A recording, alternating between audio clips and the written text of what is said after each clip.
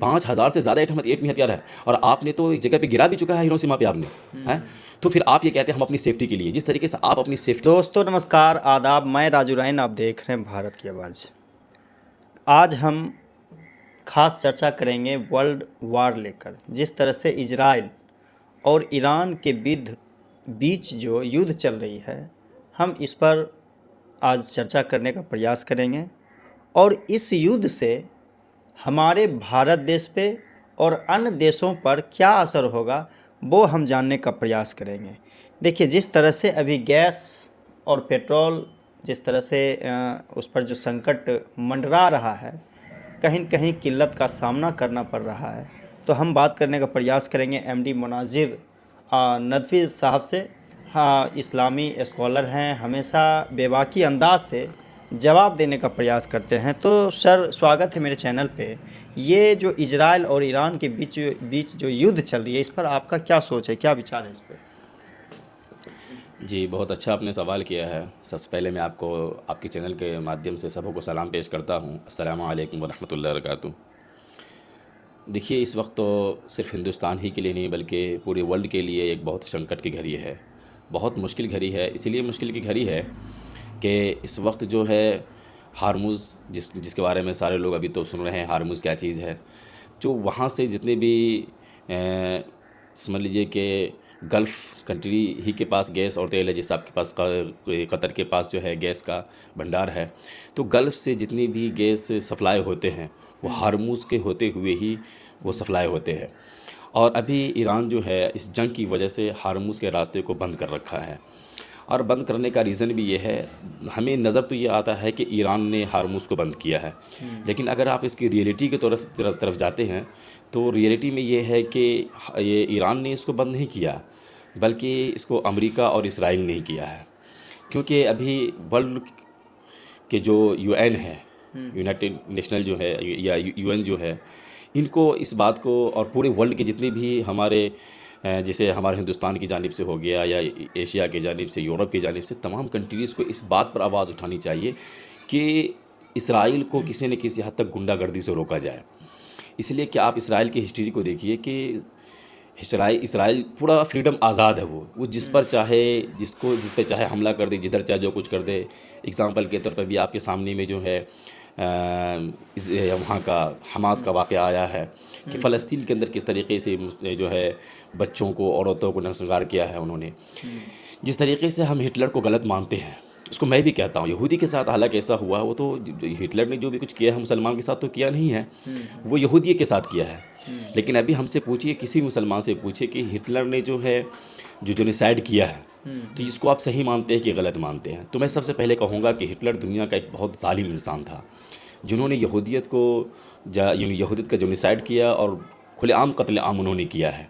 तो हम उसको, यहूदी लोग का, उसको मैं गलत मानता हूँ, और उसको वर्ल्ड पूरी दुनिया उसको गलत मानती है।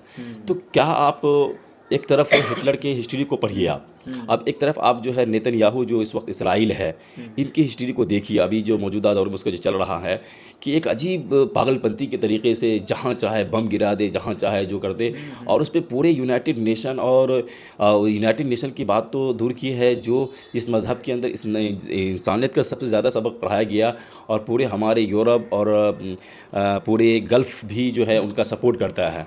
अब सपोर्ट चाहे डर की वजह से करे, देखिए, सवाल ये है कि चलिए, अमेरिका और इजराइल एक साथ दोनों मिलकर बमबारी कर रहा है, दुनिया में आतंक फैला रहा है, तो इसमें तो सऊदी अरब जो गल्फ़ कंट्री, मुस्लिम कंट्री है, वो भी साथ दे रहे हैं। जी।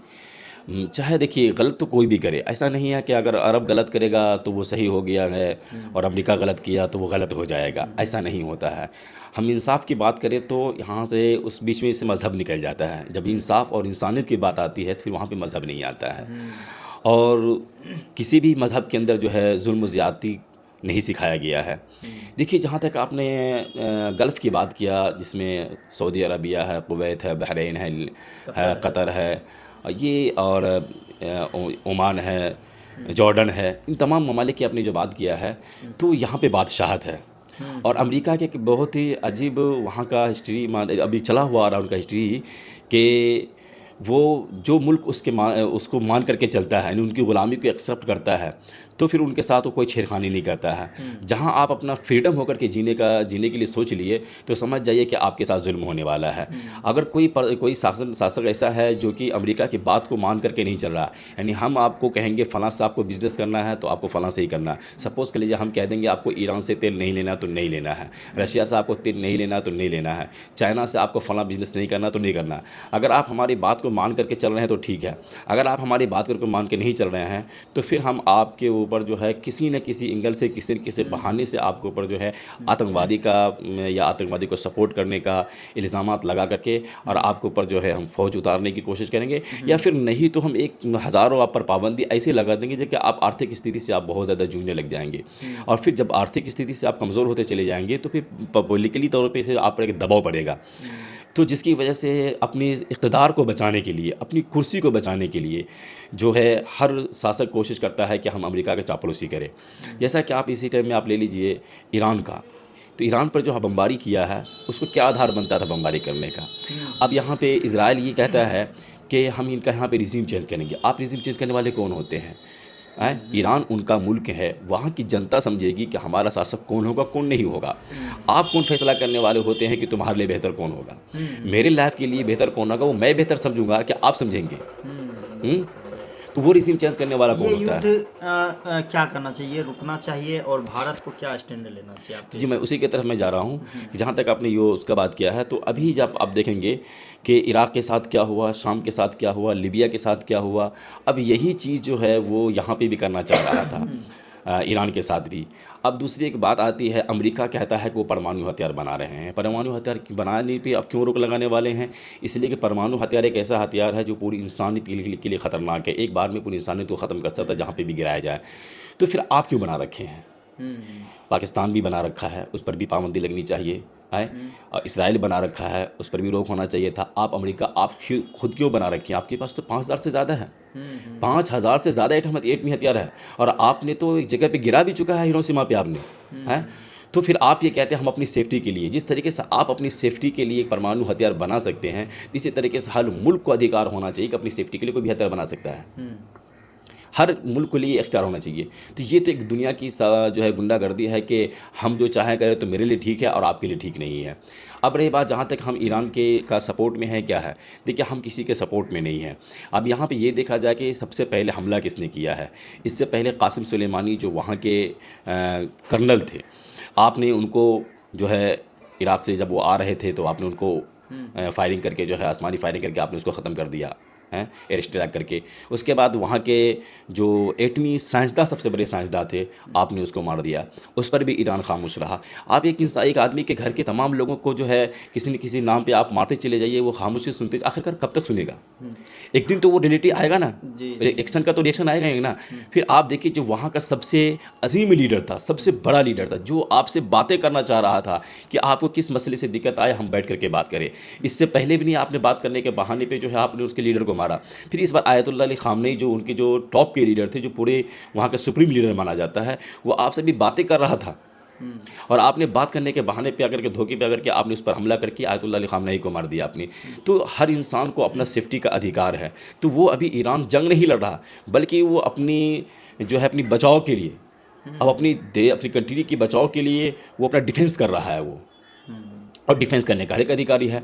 अब रही बात यह है कि एक तरफ कहते हैं कि हार्मुज़ को बंद कर दिया गया, जिसकी वजह से पूरी दुनिया के अंदर एक आर्थिक स्थिति को लेकर के जो है परेशान है, क्योंकि हर जगह तेल का दाम बढ़ता जा रहा है। अभी तो तेल का दाम ये हो गया कि तकरीबन 120 रुपये, सुनने के जहाँ तक मिल रहा है कि 120 रुपये डॉलर हो गया है तेल का दाम, और ये और ना जाने कितना बढ़ेगा। अभी अगर 1 महीना और ये जंग चलता है तो हिंदुस्तान के अंदर भी तेल के लाले पड़ जाएंगे। यहाँ के जो है सारी गाड़ियाँ बंद होने के कगार पे जाएंगी। स्टैंड क्या लेना चाहिए भारत को? नरेंद्र मोदी जी के लिए क्या कहना चाहेंगे? भारत का असल में क्या स्टैंड होना चाहिए? देखिए, भारत का मैं ये तो इतना बात कहना चाहता हूँ कि यहाँ का फॉरेन पॉलिसी बहुत अभी कमज़ोर चल रहा है। आप कहेंगे नहीं, मैं अपने देश के भला जी अपने मुल्क की कंट्री की वफादारी में ये बात कह रहा हूँ कि हमारे जो यहाँ के प्राइम मिनिस्टर हमारे यहाँ के हैं, या हमारे विदेश मंत्री जो है, इनको अपनी फॉरेन पॉलिसी को लेकर के एक मरतबा फिर से विचार करना चाहिए, फिर से सोचना चाहिए। इसलिए कि हम जो है हमेशा हमारा स्टैंड ये रहा है कि हम सेकुलर हैं और सेकुलर वर्ल्ड लेवल पे भी सेकुलर हम रहते थे, किसी का हम गुलाम नहीं होते थे। जिससे हमारा बेनिफिट होता था हम उनके करीब होते थे, उससे हम अपना बेनिफिट लेते थे। ईरान से हमेशा हमारा जो ताल्लुकात बना रहा था और हमेशा ईरान हमें सपोर्ट किया। एक बात आपको हम ताजुब की बताते हैं कि पाकिस्तान एक कौन सा देश है, ये मुस्लिम कंट्री है। पाकिस्तान मुस्लिम कंट्री है और ईरान भी मुस्लिम कंट्री है। लेकिन जब भी पाकिस्तान और इंडिया का जो है जंग हुआ या इनका मुठभेड़ हुआ या इनका आपसी कुछ भी हुआ है, तो हमेशा ईरान इंडिया के सपोर्ट में रहा। हमेशा ईरान जो है इंडिया के सपोर्ट में रहा और इंडिया का भी संबंध इतना अच्छा रहा कि वो हमेशा सस्ते दामों में ईरान से तेल लेता रहा। ईरान से तेल लेने का बहुत फ़ायदा होता था कि करीब पड़ता था, और दूसरी बात ये थी कि ये और अदर के मुकाबले में ये सस्ता हमें तेल देता था। लेकिन अभी जो हमारे सरकार जो आया हुआ है, थोड़ा सा मैं इन पर यह कहूँगा कि आप अपने कंट्री के अंदर जो हिंदू मुस्लिम करते हैं तो चलो भाई बर्दाश्त किया जा सकता है। आप एक कम्युनिटी को कितना कुछ भी उसके खिलाफ बुलवा दे, आपका नेता कुछ भी बोले, एक मिनट के लिए यह है कि आप अंदर की मामला है, कुछ नहीं कर पाता। लेकिन जब आप ये वर्ल्ड लेवल पे भी आप ये चीज़ को सोचने लगते हैं, आप इस नज़रिया को करने लगते हैं, फिर ये आपके लिए बड़ा नुकसान होता है, जैसा कि अभी आपको नुकसान उठाना पड़ रहा है।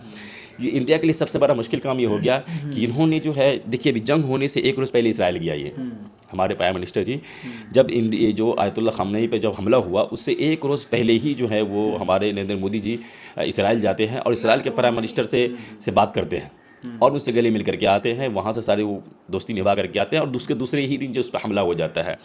अब हमारे प्राइम मिनिस्टर ने फिर दूसरी गलती क्या की है कि ईरान पर हमला होता है, आयतुल्ला अली खामनेई को शहीद किया जाता है जो कि वहाँ के सुप्रीम लीडर थे, और एक शब्द इज़राइल के ख़िलाफ़ नहीं बोलते हैं। यहाँ तक कि आयतुल्ला अली खामनेई के मरने पर अफसोस भी नहीं जताते हैं और ना ही कुछ। देखिए, जिस तरह से पूरे दुनिया में, पूरे संसार में कहें कि इस युद्ध को लेकर परेशान है। दूसरी बात है, हमारा भारत का जो स्टैंड है वो दोनों तरफ है, अमेरिका की तरफ भी है और ईरान की तरफ भी है, इजराइल की तरफ भी है। तो ऐसा कह सकते हैं कि इजराइल और ईरान जो लड़ रहा है, झगड़ा कर रहा है, तो हम बैठकर तमाशा देख रहे हैं। तो कहीं न कहीं हम ये सोच रहे हैं कि लड़ रहा लड़ने दो, मर रहा मरने दो, हमें क्या लेना देना। लेकिन ये मानवता के लिए बिल्कुल शर्मसार है और वर्ल्ड राजनीति सियासत के लिए एक कहें तो एक बदनुमा दाग लगने का एक चांस बढ़ जाता है। इसलिए कि जब कोई देश लड़ रहा था, जब कोई देश बर्बाद हो रहा था, तो आप बैठकर तमाशा देख रहे थे। तो शायद इसका असर भले अभी नहीं देखने को मिले, लेकिन आगे चल के इसको नुकसान हो सकता है कि भरना पड़ सकता है भारत को। इस पर मैं एक बात कहना चाहता हूँ। अभी आपने कहा था कि फिर ये जंग का भी क्या होना चाहिए, इसका सोल्यूशन क्या होना चाहिए। देखिए, यूनाइटेड नेशन को बनाया किस लिए गया था? यूनाइटेड नेशन को इसीलिए बनाया गया था कि जब दो कंट्री के दरमियान में जंग हो और जंग हो जाए तो यूनाइटेड नेशन जो है इस बात की प्रयास करे, कोशिश करे कि उस जंग को ख़त्म करवाए और जिस कंट्री के ऊपर जुल्म हो रहा है उनका सपोर्ट करके जो जुल्म करने वाले हैं उनको रोका जाए। उनका यही तो काम था यूनाइटेड नेशन का। और अगर आपस में जंग भी हो जाए तो पानी, तेल, ऐसी चीज़ों पर कोई भी कंट्री हमला ना करे या रोक ना लगाए जो आम इंसानों के लिए नुकसान का सबब बने, नुकसान का ज़रिया हो। ये यूनाइटेड नेशन का एक कानून है, ये वहाँ का एक लॉ है ये। लेकिन जब कानून को मानता कौन? देखिए, कानून को अमेरिका कहाँ मानता? देखिए, सबसे बड़ी चीज़ ये है कि कानून को मानता कौन, ये कहेंगे तो कानून के वर्ल्ड की जितनी भी कंट्री है हर कोई मानते हैं सिवाय दो लोगों के, एक अमेरिका और इजराइल। इसके लिए कोई कानून नहीं होता है। जब चाहे किसी के जो है तेल पर हमला कर दे, जब चाहे किसी के जो है प्लांट पे हमला कर दे, जब चाहे किसी कंट्री के जो है प्राइम मिनिस्टर को जो है अगवा कर ले, जैसा कि आपको पता ही होगा, और जब चाहे किसी भी कंट्री पे हमला कर दे, आतंकवाद बना करके कुछ भी इल्ज़ामात लगा दे करके, और दुनिया खामोश रहती है। इस वक्त यूनाइटेड नेशन को ये फैसला लेना होगा कि ये गुंडागर्दी को किस तरीके से रोका जाए। उसमें चाहे हमारा हिंदुस्तान हो, पाकिस्तान हो, यूरोप हो, गल्फ़ हो, सबों को एक तरफा सपोर्ट करना होगा कि सबसे पहले इसराइल को रोका जाए, कि इसराइल को रोका जाए। आप जिधर चाहे, जिस पर चाहे हमला कर दे, जिसके बारे में चाहे कि हम इसको ये काम नहीं करने देंगे, इसके इसकी हुकूमत नहीं होने देंगे, इसका फैसला आप करने वाले नहीं होते हैं। क्या पूरी दुनिया का आप खुद अकेला मालिक नहीं है, आप फैसला करने वाले नहीं होते हैं। तो सबसे पहले उसको रोका जाए। जाहिर सी बात है, जब ईरान के तेल पर हमला होगा तो ईरान पूरा यूरोप के क्या ना, ईरान जो है फिर पूरा गल्फ़ के तेल पर हमला करेगा, पूरे गल्फ़ के गैस पर हमला करेगा। जब पूरे गल्फ़ के गैस पे और पानी पे हमला किया जाएगा तो समझिए पूरा दुनिया इसके संकट में गिरेगा। तो पूरे वर्ल्ड को अभी यूएन में आवाज़ उठा करके इस पर पूरी सख्ती के साथ आवाज़ उठाया जाए कि अमेरिका और इसराइल को कैसे रोका जाए। ये तो दुनिया जान ही रही है कि जिस तरह से अमेरिका अपने गुंडागर्दी पर उतर चुकी है और मुस्लिम कंट्री को, कई देशों को जो उसका बात नहीं मानते हैं, उसको आतंकवादी घोषित करके उसको दबा दिया जाता है, उसको कुचल दिया जाता है। तो आपने कुछ दिन पहले ही देखा होगा जिस तरह से एक लीबिया के जो मादुरो को जिस तरह से मियाँ भी दोनों को उठा लिया रातों रात। उसको इसलिए उठाया गया कि वो कुछ इलीगल काम कर रहे थे, उन पे आरोप लगा। नहीं, कोई इलीगल नहीं, बस हालांकि इलीगल काम आरोप लगाया गया, लेकिन सीधा समझ सकते हैं कि जो अमेरिका का बात नहीं मानते हैं उन पे ये आरोप होता है कि आप जो है देश के लिए खतरा हैं, आप दुनिया के लिए खतरा है। तो ये इस पे चिंता करनी चाहिए। जो हमारे देश के प्रधानमंत्री हैं, जो हमारे विदेश मंत्री हैं एस जयशंकर जी, इस पे एक कड़ी निर्णय लेना चाहिए कि हमें क्या करना है। हमें देश के बाहरी देश के लिए हमें, मेरे लिए सब बराबर है और सब के लिए एक अच्छा संदेश रहना चाहिए। तो देखते रहिए भारत के बाद। अगर अच्छा लगा और नदवी साहब का जो बयान है इस पर आप क्या सोचते हैं, कमेंट बॉक्स में लिखें। नमस्कार।